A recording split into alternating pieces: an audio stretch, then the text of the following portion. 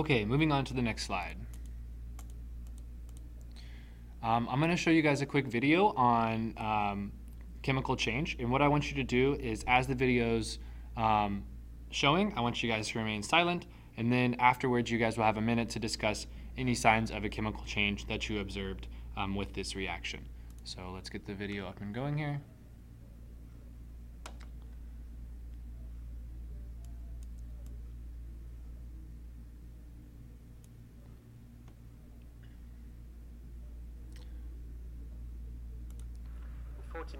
So he's going to describe the video or the reaction taking place. Again, I want you guys to remain silent. The video takes about 2 minutes for it to show, and then you guys will have another minute to discuss any signs of a chemical change that you saw. Listen carefully for any clues as well. Liters of concentrated nitric acid in a 1 liter borosilicate flask. Round bottoms is preferable as you can see the reaction better, but if you need to get a thick walled borosilicate flask, a Buchner flask may be a suitable alternative. Immediately we begin to form NO2 gas above the copper nitrate that's formed.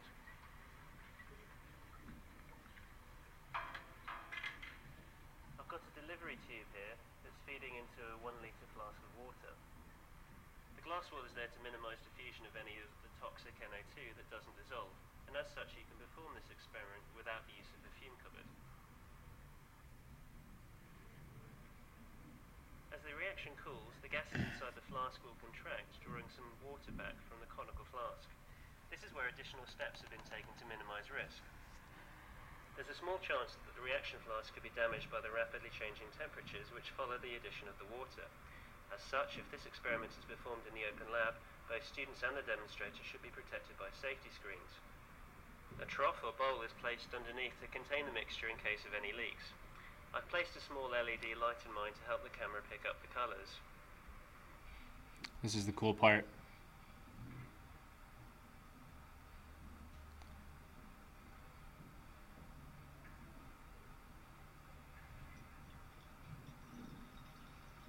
Whoa. When the water reaches the reaction flask, the NO2 dissolves in and reacts with the water, and the pressure drops still further, leading to a fountain effect.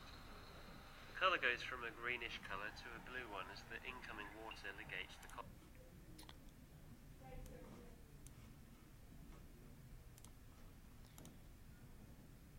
So that was a lot of chemistry.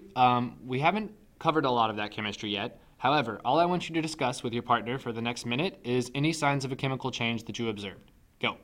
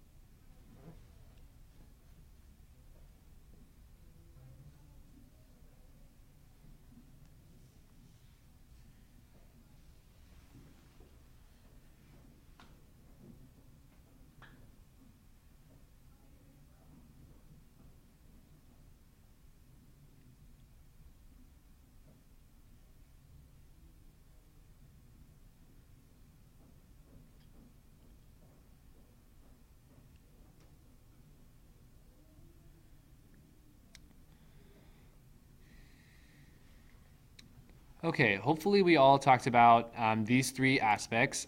There was a really visible color change with the reaction. It started out as clear solution, and then it turned blue, and then later it turned even lighter blue as the water was mixed in.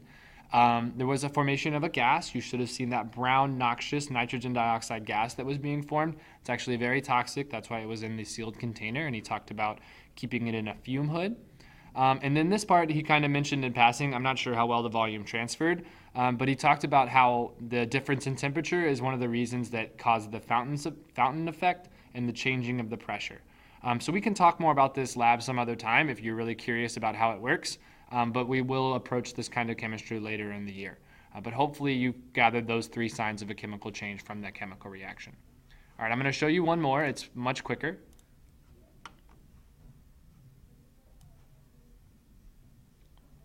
Adding very pale yellow sodium iodide to colorless mercury tube fluoride produces an orange.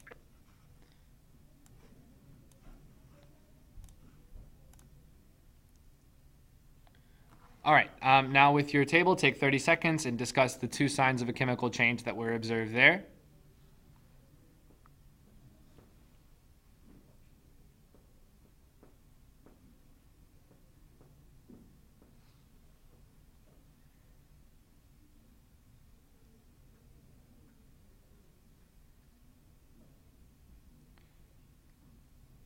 So in the video, there were two signs of a chemical change that you should have observed.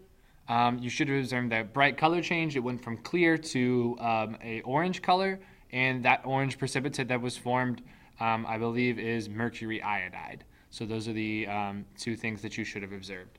Right now with your table, make sure that you have recorded on your blank sheet of paper all four signs of a chemical change. Go ahead. Feel free to discuss, but remember the expectations on partner discussion.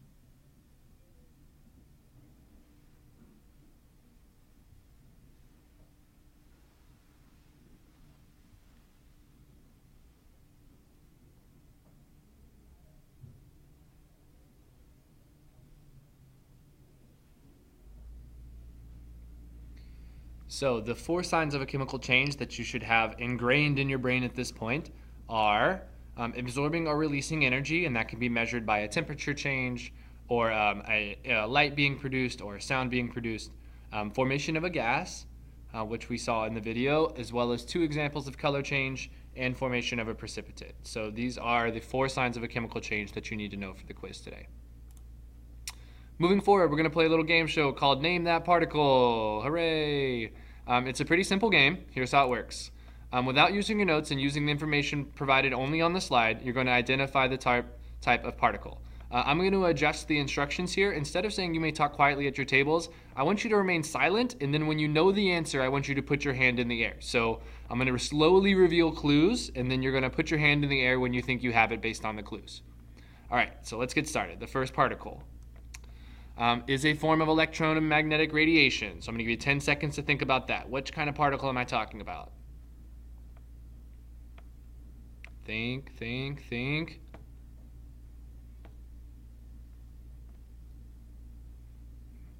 This particle also has no charge. Again, remain silent. Think, think, think.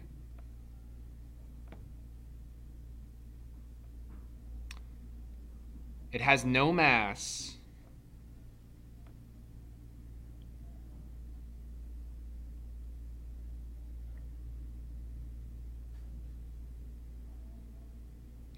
It is released only when the nucleus has too much energy.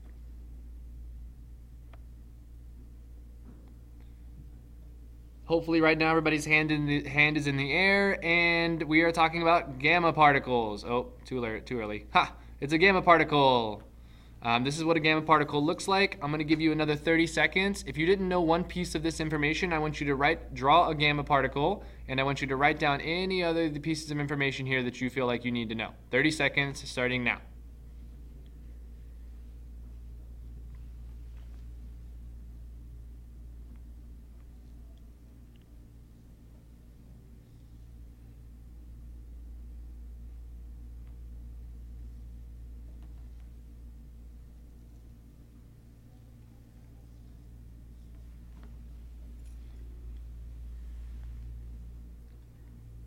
All right, next particle, first piece of information. It has a charge of +2. Again, remain silent. Unless you know it, you should have your hand in the air.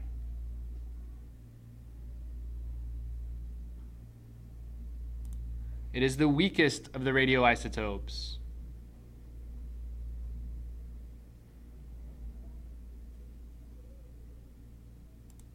It weighs 4 AMUs. Hopefully right now, like half of your hands are in the air.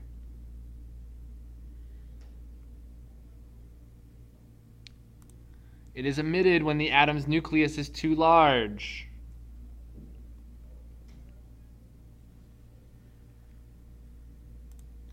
It is represented by a helium atom.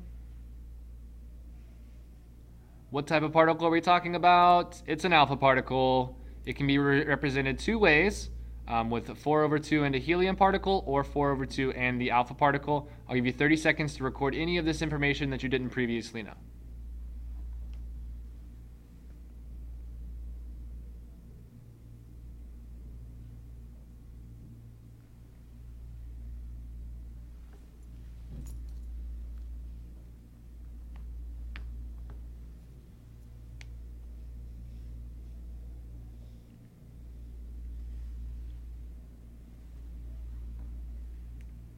All right, last particle.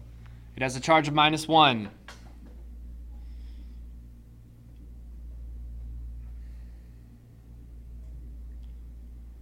It weighs 1/1840 AMU, so it is very, very light.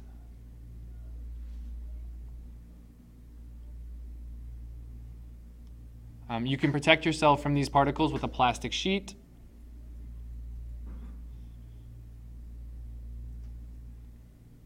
Raise your hand if you think you know. It is emitted when there are too many neutrons in the nucleus.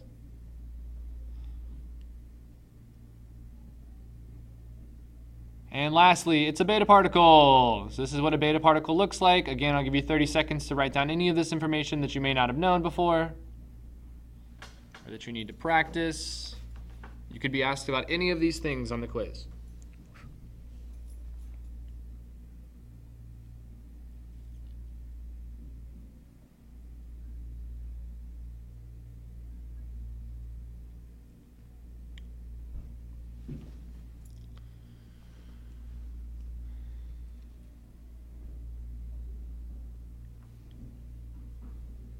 All right.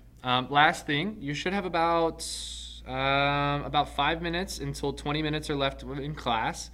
If you don't, then get started on the quiz right now. So put everything away and get started on the quiz. But if you do, you have a choice to look through your notes and review whichever you feel you need the most help on based on the review we just did. During the quiz, I'm going to ask the teachers to keep this slide up so that you guys can access this vocab word here. On the quiz, there's a vocab word called sublimate that we didn't talk about, and this is its meaning here. During the quiz, if you finish early, you need to turn it into the period folder and then find something else to work on silently. Please maintain the high expectations that I hold for you while other people are finishing their quizzes. If you have any questions, feel free to ask who's ever covering for me, and be sure to thank them when you leave. And have a wonderful afternoon. I will see you guys tomorrow.